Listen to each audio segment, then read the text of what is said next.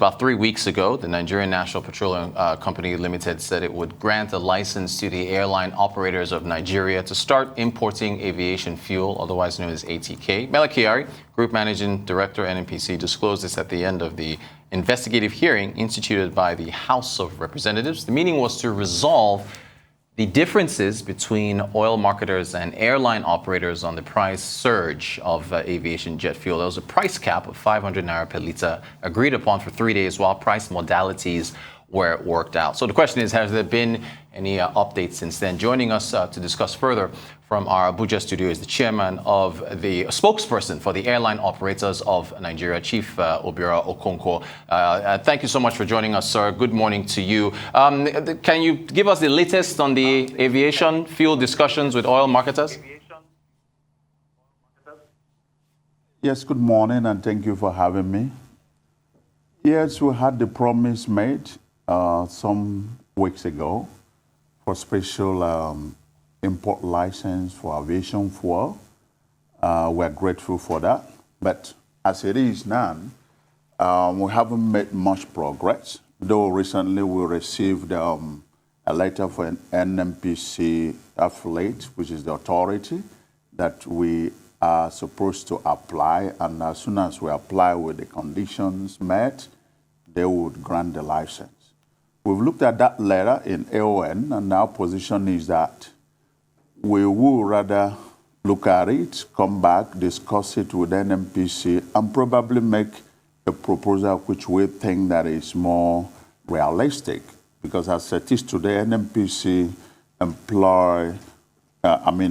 imports most of the aviation fuel in the country and then use the big marketers to distribute it. So our position now is that it might be better if we could be given this aviation fuel when imported by NNPC at the base price, and then we will work out the logistics with the major marketers. That was actually the original plan we got to at some point. But as it is today, nothing much has been done apart from these discussions that are going on front and back. Okay, thank you so much. I'm very hopeful that maybe we'll hear some result very soon. All right, thanks for the update. I want to switch to the impact of multiple entry points of foreign airlines into Nigeria. Can I get your take on what the impact is, whether it's positive or negative? Well, in any part of the world, multiple destinations for foreign carriers are negative to the indigenous operators and also the economy. And we've said that over and over again. Because what it simply means is that if all the foreign carriers will get to all the different international airport locations in Nigeria and pick their passengers, then there might be little for the indigenous operators to carry. And I had in the program yesterday where one of your guests was saying that there's no statistics to show that it has some impact in indigenous operators. I think that's it simply put under a pure mathematics.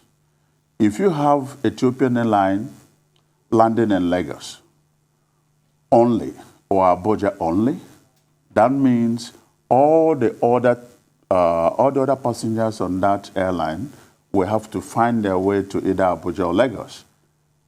Then it will be the local or indigenous operators that will convey them from different other airports to that international arrival. So the mathematics is that if it could go to anywhere and pick about 500 passengers, those are passengers ordinarily lost by the local airline operators that would have been conveyed to Lagos.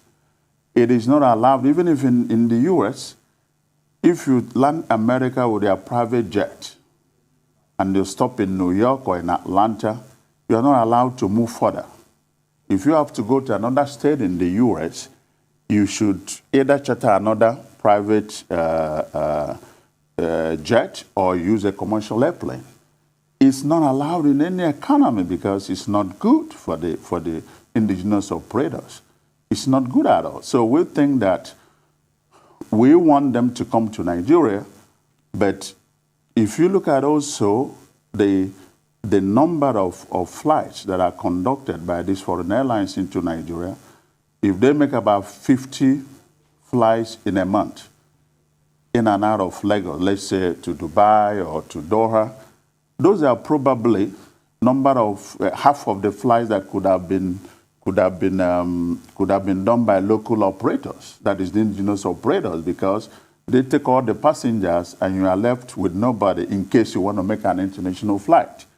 You may have remembered the recent battle Nigeria had with UAE on airpeace. It was just allowing airpeace to land in one airport in Dubai. It was a big fight that it became even a diplomatic issue. What it means that every airline tried to protect their own. There was a time the battle was in the US between American operators and Gulf Airlines. When Emirates came up, Qatar came up, they wanted to take over all the airports. But it was a big battle, and the government of America intervened, and then they were restricted to certain airports. So we are not saying that as indigenous operators for any other reason, but that's the practice all over the world, to protect the local economy and also to protect the indigenous operators. Thank you so much for that, sir. I want to ask you about the United Airlines, the Spring Alliance. There was an announcement made about certain airlines getting together to form that collaboration. Any further updates on when that's going to take off? Well, actually, it's already in operation, and a couple of passengers have been utilizing that, because what it just simply means is that at any point in time, you can be on any of the airlines that are partners in the Spring Alliance. But we are still deepening the framework that will make it more available in more airports. But I think it's in operation already. And this is one of the ways we looked at and think that with the current situation going on, you have to think out of the box, having the passengers in mind to ensure that we reduce their waiting time for the next airline to get itself together and fly, or when cancellations are inevitable for obvious reasons. So the next available member of the alliance could either pick the passengers to their destination. So it's really working, and we're happy with that initiative, and we hope with time it will be stronger and bring more value to both the passengers and the efficiency in Nigeria. Oh, thank you, sir. There's a quote from you from back in February. I think it's when things were pretty tight in the aviation sector. You're talking about the survival of Nigerians' aviation sector. I think we can put it up here. He said, the aviation industry will collapse. The airline is the live wire of the entire aviation value chain. If airlines don't fly or the airlines are in comatose, you mentioned some NAMA, NCAA, Civil Aviation Authority, Federal Airports Authority of Nigeria will not get their required revenue to run their operations. This was in February. Are you more optimistic today than you were back then? Well, the challenges are still there. But the quote is apt and appropriate, because for any ticket you sell, let's say a ticket of 50,000 naira, there are about 37 charges on that ticket. 37 charges. You cannot see most of the passengers, when they look at this money, they think it all goes to the operator. No, there are about 37 charges. In fact, if you sell a ticket of 50,000 naira, in the current day fuel cost, aviation fuel, you take away 25,000 already to the fuel, to the marketer who has sold the fuel. Then you take, depending on the airport you are flying from, there's what is called PSA, the passenger service charge, which is paid out of any airport. If you are flying out from MMA2, you should be paying about 4,000 to 5,000 naira. You take it out, it's 30,000 naira gone. Then you have your 5% deduction for NCA. You check it out, that's about 2,500. Then you go to NAMA, you go to all those places, it's amazing. So at the end of the day, that 50,000 naira ticket or 60,000 naira ticket, the operator is just left with about 15,000 naira. So this is the issue. So it is the value that it has is enormous.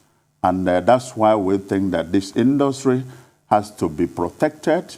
It pays a whole lot. I think it employs over 500,000 people directly and indirectly, and generates hundreds of billions of naira revenue for the government.